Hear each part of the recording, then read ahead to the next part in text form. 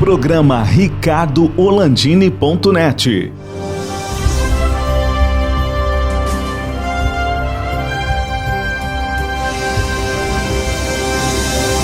Alô, amigos, estamos começando mais um programa ricardoholandini.net com meu amigo, colega.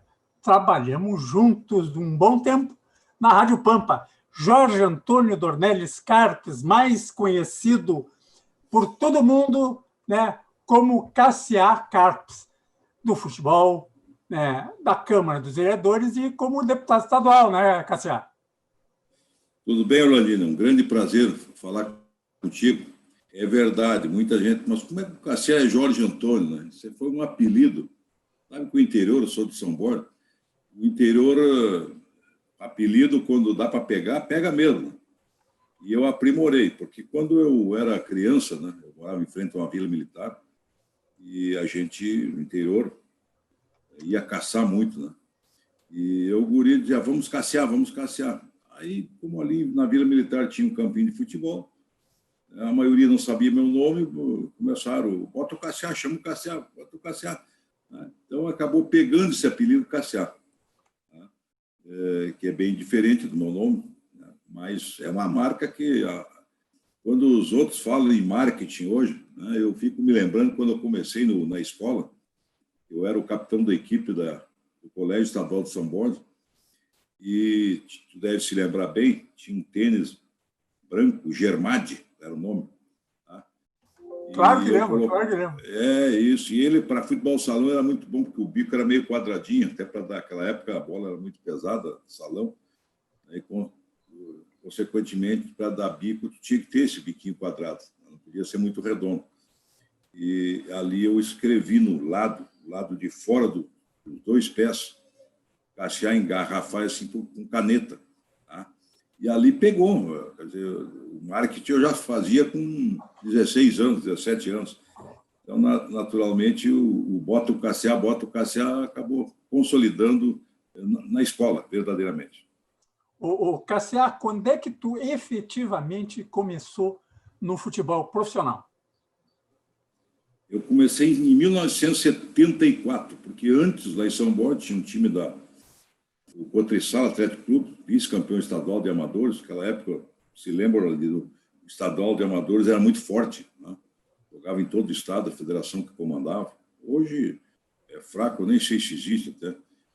E, consequentemente, eu jogava na cooperativa de São Borja, que São Borja, na década de 70, no início da década de 70, era a capital da produção do Brasil, a capital do trigo do Brasil. São Borja foi rico com trigo. E quem se destacava no esporte ali ia para o time amador, esse da cooperativa, que era muito forte no salão, tá? Naquela época, futebol salão, hoje o futsal, e também o futebol de campo. Então, eu jogava os dois ao mesmo tempo, que era muito difícil. Eu até mexo que, para hoje, fazer as escolinhas, tá? Que começam mais no futsal, e quando tu vai para o futebol de campo, tu é igual uma menina, que tem que trocar a rasteirinha por um salto alto. Né? É o tênis para a chuteira. Essa é a diferença.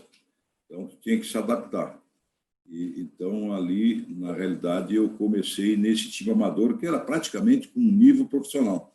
Mas profissional mesmo foi no Esporte Clube Internacional de São Borja, em 73. Tá? E disputou a segunda divisão em 73, e 74 já subiu para a primeira divisão, disputando em 75. Aí, em 75, a gente começou a aparecer, porque aquele time de São Borja, seja o Internacional de São Borja, que depois virou Sociedade Esportiva São Borja, o Bugre das Missões, como diziam, era o mesmo time praticamente, a mesma origem. Então, em 73 foi que começou, sem dúvida, o profissionalismo. Em 75 começou a consagração. Quando é que tu viesse para os times maiores de primeira divisão? Olha, muita gente não sabe isso que eu vou te falar, Lordinho. Tu vê, em 73 começou o Internacional de São Borja. Em 75 eu tive contratado aqui na rua Andrade Neves, no centro, por Hélio Carlomagno e Pércio França, contratado pelo Internacional em 75. Que coisa, hein? Mas não deu certo, não deu certo, porque o Dalton Menezes tinha muita influência internacional e trouxe outro zagueiro bom do interior, o Tião do Santa Cruz, em 75. Aí não deu, voltei para São Paulo. Em 76 eu fui contratado pelo Vasco da Gama, no Rio de Janeiro. Infelizmente lá não deu também por um conflito entre o jornalista e o presidente Agartino Gomes do Vasco. E aí, em 77, o Tele Santana foi me trazer em São Borja e tivemos a felicidade de quebrar 8 anos de Internacional. A Internacional tinha aqueles grandes times, com Falcão, Figueroa, Valdomiro, Lula, Escurinho, Dario, e nós viemos, eu e o Oberdan na zaga, em 77, quebramos aquela série de títulos daquele grande time que foi campeão brasileiro em 75, 76 e 79 Internacional. Então, sem dúvida, foi ali que o Grêmio deu um passo à frente, tá? Com o Hélio Dourado, que foi o grande presidente, que fez a parte de cima do Olímpico. Naquela decisão de 77, tinha mais de 60 mil pessoas, só com a parte de baixo, só para ter uma ideia.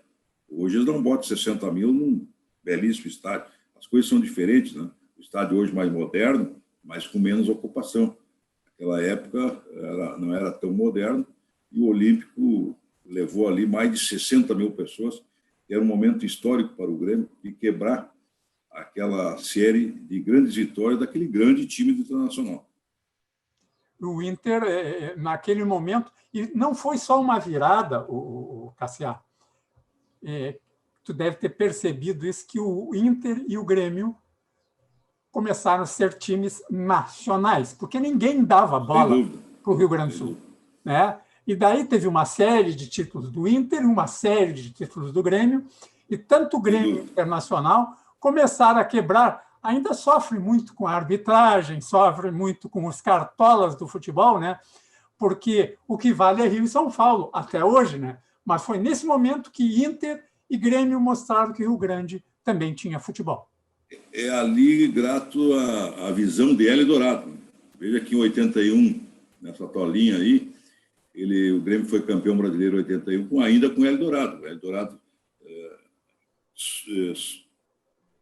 continuou a partir de 77, 78, 79, 80 e 81 foi trazer aquele primeiro título nacional do Grêmio, contra o São Paulo no Morumbi, e o Internacional já andava beliscando, estava mais adiantado, campeão brasileiro em 75, 76, 79 invicto. O futebol é gozado, o futebol gaúcho ele é uma referência. 79, quando o Inter foi campeão brasileiro, ele foi o terceiro no gauchão, só para ter uma ideia. O Grêmio foi o primeiro, o Sportivo foi o segundo, o Grêmio tirou 11 pontos de diferença.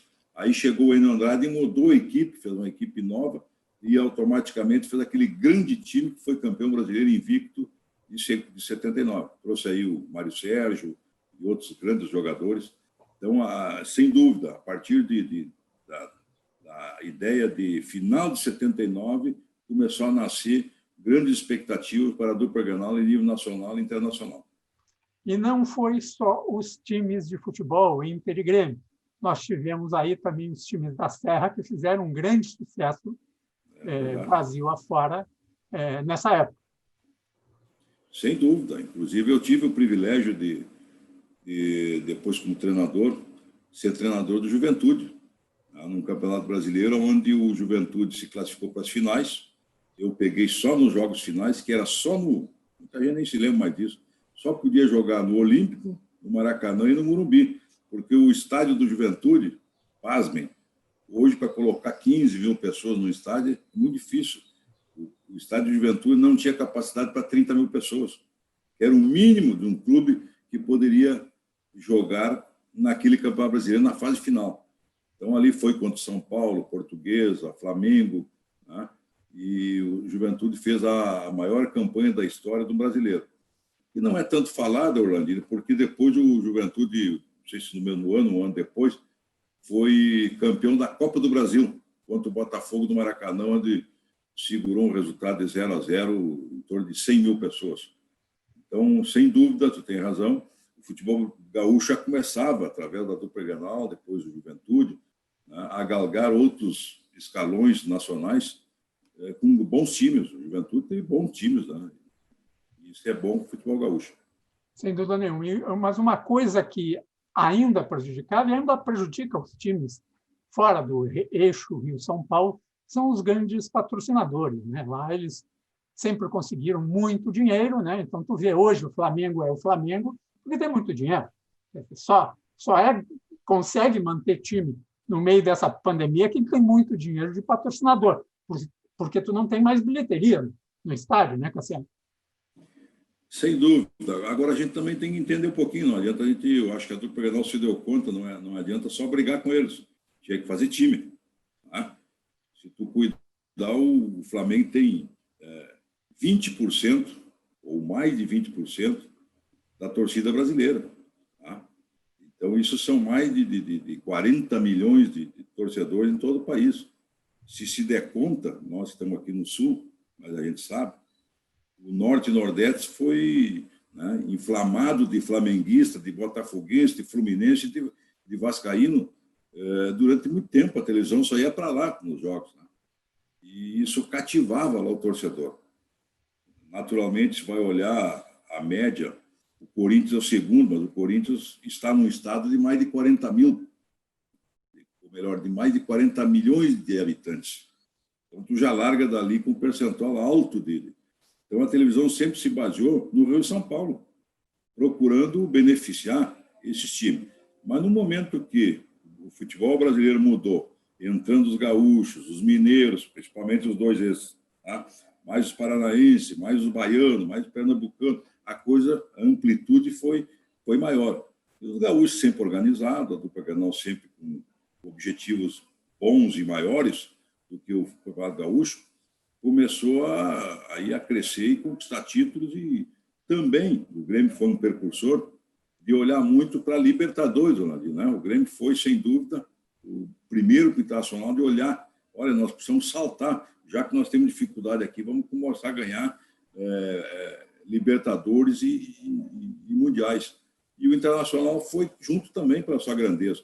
Então, isso se deve muito à organização, à grandeza e o objetivo dos clubes gaúchos, alcançar cada vez mais títulos em nível nacional e em nível internacional. São poucos estados e poucas capitais no Brasil que têm 2 times que são campeões. Né? É verdade, do mundo. Oficialmente falando, sem chiste de Toyota, nada disso.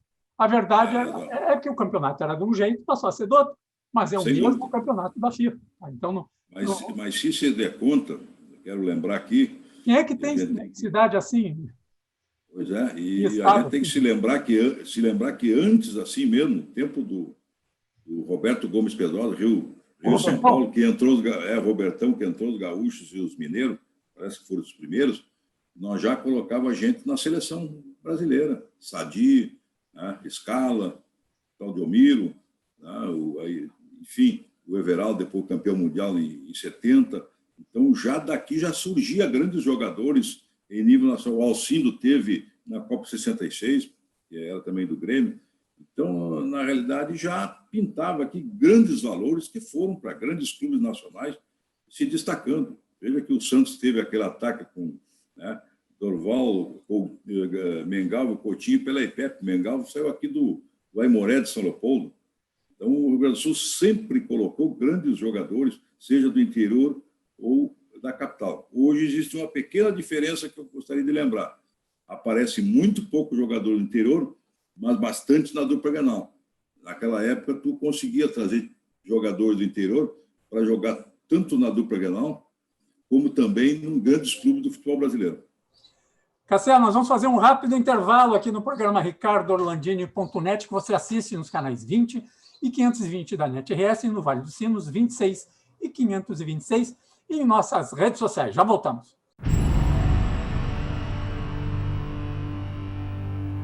Auto Center Pedroso, uma oficina completa para cuidar do seu carro. Manutenção corretiva e preventiva para veículos e utilitários de todas as marcas nacionais e importados. Com profissionais qualificados, equipamentos atualizados e atendimento personalizado. Faça uma revisão completa. Comprove a eficiência e a qualidade dos nossos serviços. Auto Center Pedroso. Tradição, confiança e proteção você encontra aqui. Estamos de volta com o programa RicardoOrlandini.net, conversando com meu amigo, hoje vereador, já foi deputado estadual, secretário municipal de obras, treinador, jogador de futebol, Cassiá Cartes. Aí, conversando conosco, conversamos no primeiro bloco sobre futebol. Agora eu quero falar rapidamente contigo, Cassiá, a tua paixão pelo microfone também, porque o rádio e televisão também te cativaram. Eu acho que é o seguinte, quando tu escuta bastante, tu acaba gostando de algumas coisas que tu escuta, né? Eu sou da época de São Borja do Antônio Augusto, do Plantão Esportivo, para sempre Manleque, meia-noite, ou melhor, às 11 da noite, aí eu tenho a voz grossa, deve notar, e eu imitava o Antônio Augusto já nas concentrações. Tu imitava o Totonho, né? Sim, eu imitava o programa dele. E aí, em 2000, o Darcy Filho, nosso amigo Darcy Filho, grande repórter, amigo, ele sugeriu ao Paulo Sérgio, olha, que é um bom comentarista, tu traz aí, vou convidar o Cassiá. O Cassiá sabe se expressar, sabe falar, é um grande comentarista, entende futebol, e treinador de vários clubes aí do futebol brasileiro. E o Paulo Sérgio topou, e eu vim. Ali eu comecei a consolidar a minha participação na mídia, através de comentarismo esportivo, e depois a gente também começou, até hoje, como tu sabe, sendo debatedor da parte política, que foi o que, a partir de 2000, adentrou na minha carreira. Pois é, então agora vamos falar a partir de 2000. Em 2000, tu resolveste tomar uma decisão de, vou para a política. Quando é que essa mosquinha mordeu o Cassiá? Não, ela não mordeu antes porque eu tinha o futebol verdadeiramente como a minha raiz. Mas eu sou da terra dos presidentes, né? São Borja. Então, Orlandino, eu sempre gostei da política, eu sou de São Borja. Mas em 77, quando eu vim para o Grêmio, em seguida eu gostava, portanto, da política, fui guindado a presidente do Sindicato dos Atletas do Rio Grande do Sul. E depois, em 79, fundamos a AGAP, Associação de Garantia do Atleta Profissional, que é um órgão mais do lado social, cultural e educacional. Então, um sindicato, que é classista, né? E depois também, quando eu fui atleta, também ajudei a fundar esse sindicato no estado do Paraná. Eu joguei no Curitiba em 83. Então, naturalmente, isso dava uma ideia de que o Cassiá se comportava politicamente, reivindicando, lutando pela sua categoria. Eu me lembro que naquele Comunistas Diretas, o nosso sindicato era perto das Casas Tigre, na João Pessoa, naquela época, Casa Tigre, com a marca, né? E passando o olho pelo Olímpico e depois no Beira-Rio e subindo para o Paço Municipal, que era o Comunistas Diretas, pouquíssimos, 1 ou 2 jogadores, que eu nem me lembro quais eram, se atreveram a ir lá ler um manifesto a favor da democracia, a favor da abertura democrática. Então, na realidade, muitos não sabem disso, mas eu já fazia política, era muito difícil, dentro de um clube de futebol como o Grêmio. E outros clubes que eu passei, como Santos, Bahia, Curitiba, enfim, né, o Operário Campo Grande, que final do Castilhos, mas nunca, não podia, como é que eu ia concorrer se eu era atleta, né? Eu fazia a minha parte política. No momento que, em 2000, eu fui para a rádio e televisão, isso me deu uma amplitude, porque até então todo mundo pensa assim, o jogador de futebol, o que ele entende da política, o que ele vai fazer, o que ele sabe disso e daquilo, como se fosse uma pessoa bitolada. Não, eu me considero adiantado para o tempo naquela época, ou seja, ninguém tinha coragem de falar de política, ninguém tinha coragem de falar da vida do brasileiro, em geral. Então, isso me ajudou. No momento que eu parti para a televisão, deu outra amplitude do pensar do Cassiá, do entender do pensar do Cassiá, das opiniões do Cassiá. Eu me considero até hoje, Orlandinho, que o que vale para mim na política e o que me dá mais voto, uma consciência, é a minha opinião. A opinião é irreversível, a opinião ela fica, a opinião ela tem que ter coerência. Então, isso me trouxe para a tona. Mas, diga-se de passagem, não sabia pedir voto. O grande segredo da política não é só entender de política, é tu ter coragem de pedir voto. Isso é muito difícil, tu pedir o voto para ti mesmo. Tá? E aí, em 96, eu concorri pela primeira vez. Aprendi. Tá? Eu fiquei se não me engano, segunda suplência. A partir de 2000, eu me elegi praticamente em todas que eu concorri, porque aí tu já tem experiência, tu não tem vergonha de pedir voto, né? Mas a sequência desses 6 mandatos, sendo 4 de vereadores e 2 deputados, é muitíssima modéstia a parte de coerência, de posições firmes, né? Então, às vezes, tu tem que marcar na política seguinte: o Cassiá nunca votou aumento de impostos, seja IPTU e ICMS. Ele tem posições firmes, não fica em cima do muro. Jamais, olha, eu não me lembro de não ter votado algum projeto. Tu te manifestasse muito forte sobre o aumento do IPTU em Porto Alegre, né? Sem dúvida. E é nesse momento que o político tem que surgir. Ou manter, é o meu caso, manter a coerência. Jamais votar de uma forma contra a população. Porque os partidos querem, às vezes, controlar, Orlando, tu conhece, sabe? O pensamento do político, as ideias do político. Eu nunca obedeci o partido quando o partido estava errado. E provava depois que quem estava certo era eu, não era o partido. O partido é muito conchavo, muito conluio, muito, né, cacique mandando. E, na realidade, eu me destacava por ser uma pessoa independente. Não lutava por cargos, lutava por coisas boas, para projetos bons para a sociedade, seja meu ou não, seja do governo ou não. Enfim, então, essas posições é que marcaram a minha carreira política até aqui. Cassiá, primeiro vereador em 2000, mas logo em seguida tu já assumisse uma secretaria no município de Porto Alegre, onde tu tivesse uma grande atuação. É verdade, bem lembrado. Como é que ia explicar para Porto Alegre que um ex-atleta ia ser, no governo Fogaça, secretário de obras? Orlandinho, eu me lembro bem que eu perguntei para mim mesmo: mas o que eu vou fazer lá? Não é minha área. Eu não sou arquiteto, não sou engenheiro. Tá? E me lembro que chegou uns funcionários da SMOV, que era uma grande secretaria, tratava de asfalto, de iluminação, enfim, de tudo que é cidade. Uma grande secretaria, eu acho que é a maior secretaria da capital. Fui escolhido pelo governo Fogaça. Fogaça não solicitou ao partido que escolhesse alguém. Até porque, se solicitasse o partido, não seria eu. Tá? Ele disse: não, o Cassiá é da minha cota. O Cassiá é eu que escolho. Vai ser o secretário de obras. E eu já estava praticamente desistindo, quando chegou uns 4 ou 5 engenheiros técnicos da SMOV, da prefeitura, no meu gabinete. Olha, vereador Cassiá, nós sabemos que o senhor foi convidado aí, o senhor está meio, não sabe se assume, se não assume. E veja, se o senhor não assumir, nós temos medo que assuma outro aí que possa entender, mas tenha outro perfil bem diferente do senhor, que nós conhecemos, é sério, honesto, correto, e vai dar uma forma da nossa secretaria de trabalhar muito bem para a cidade. Aquilo me convenceu, Orlandino. Imagina técnicos que eu nem conhecia, que nem sabia que me acompanhavam como político, né? Eu não sabiam o meu perfil, mas, na realidade, eles sabiam. Eles queriam uma pessoa séria lá com eles, junto com eles, fazendo um trabalho sério.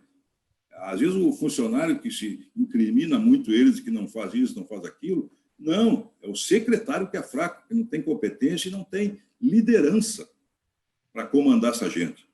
Porque, na realidade, eles precisam de um comandante. Eles não precisam que entenda. Quem entende é eles que são os técnicos.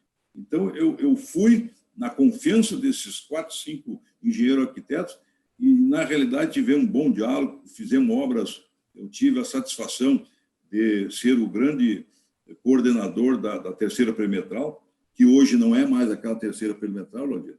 Não tem, quando nós fizemos a terceira perimetral, não era tanta sinaleira assim, tá? Tanto trânsito parado assim. Claro que aumentou o número de carros. Inclusive, eu falei para o Melo agora: vamos dar uma passeada pela terceira perimetral, tu vai ver que tem sinaleira demais, trancando o trânsito. Não precisa. A cada 50 metros, uma sinaleira. Então, na realidade, ali surgiu o Cassiá secretário e depois me elegi deputado. Cassiá, encerrando aqui, já sabemos que tu não vai ser secretário, né? Que tu declinaste do convite feito pelo teu amigo Sebastião Melo, prefeito. de Porto Alegre. Cassia, o que tu vai fazer como vereador, como tu já fez todas as outras vezes? Primeiro dizer que realmente eu não aceitei, né, de representar o partido, de um apelo do Melo, que foi meu colega vereador. É outro momento, Orlandino, né? O momento que eu aceitei ele lá como secretário, as secretarias eram bem constituídas, tu podia ter tranquilidade de fazer um trabalho. Inclusive, quero te adiantar aqui, que o prefeito Melo deverá mandar um projeto para a Câmara, agora, numa extraordinária em janeiro, se não me engano, dia 7, para modificar as secretarias, para agrupá-las. Tá? Hoje, nem nós, vereadores, entendemos como é que estão essas secretarias. Então, naturalmente, tu precisa fortalecê-las para que possa atender bem o cidadão. Tu já viu falar, e o cidadão sabe, do 156. 156 é onde está lá todas as demandas da sociedade, é o esgoto correndo a céu aberto, é o buraco, é a falta de luz, enfim, tudo aquilo que a sociedade precisa nos seus bairros, nas suas comunidades. Então, eu acredito que o Sebastião Melo vai poder agrupar melhor as secretarias para atender a sociedade, que este é o grande legado que um prefeito deve deixar. Obras grandes, elas são boas, elas permanecem, mas o cidadão vive no seu bairro. Lá é que não pode faltar nada, lá é que tem que estar a força da estrutura das secretarias para as suas comunidades. Quanto a vereador, eu preciso manter o meu perfil. Tá? Embora muitas vezes e tu é testemunha disso, eu apoio governos, eu não aceito coisa errada de governos. Tá? Tu pode apoiar governo com a questão crítica, porque a questão crítica ajuda também os governos. Tá? Então, eu vou, e tenho certeza que o Melo, pelo conhecimento de Porto Alegre, pelo diálogo que tem com a Câmara, ele poderá fazer um grande governo. Agora, não precisa fazer o toma lá da cá. Ele precisa mandar projetos bons, aos quais os vereadores têm condições de modificá-los, aperfeiçoá-los, melhorá-los, mas tratar a cidade como um todo. Ou seja, não depender e não oferecer, a não ser aqueles cargos chaves que possam render, onde os partidos colocam os seus melhores quadros, não quantidade. Quantidade não é qualidade e não vai resolver o problema de Porto Alegre.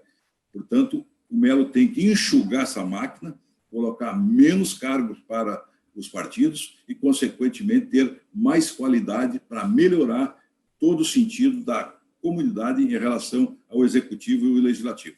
O Legislativo tem que ser proponente, tem que ser atuante, tem que ser forte na hora da crítica e também na hora de elogiar. É nesse sentido que nós vamos trabalhar.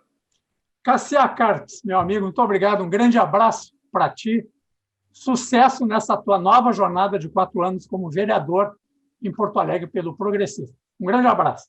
Muito obrigado, Orlandino. Sempre motivado, porque na vida a gente tem que estar sempre, né, buscando algo mais e fortalecendo aquelas ideias que a gente tem, mantendo a coerência como sempre. Grande abraço.